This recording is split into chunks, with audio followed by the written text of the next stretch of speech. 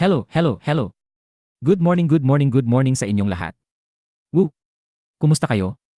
Handang-handa na ba kayo? Sana'y puno kayo ng energy ngayon dahil siguradong magiging masaya at action-packed ang ating araw. Welcome sa ating channel, 3-digit posibleng resulta. Ngayon ay Tuesday, April 08, 2025 at alam nyo na kung anong ibig sabihin nito. Paglalabas tayo ng posibleng resulta para sa alas 2 ng hapon. Yeah!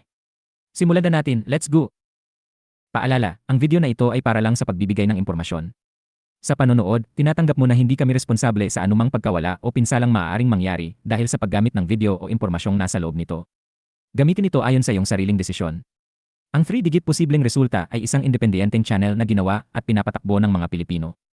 Layunin naming magbigay ng gabay sa 3-digit lottery. Wala kaming anumang kaugnayan o otorisasyon mula sa PCs o anumang ahensya ng gobyerno. Monday, April 07, 2025, 3 Lotus Swertres alas 9 ng gabi update. Tignan ang resulta ng Swertres para sa alas 9 ng gabi. Narito ang mga numero na lumabas. 6, 8, 1. Tiyakang abangan ang mga susunod na hakbang. Mag-congratulate tayo sa mga nanalo at subukang muli sa susunod na pagkakataon. Narito na po ang ating inaabangang mga posibleng resulta para sa araw na ito. Ang unang posibleng resulta natin ay 8, 2, 5 kaya't siguraduhin niyong maigi ang inyong mga numero. Samantala, ang ikalawang posibleng resulta natin ay 6, 0, 0.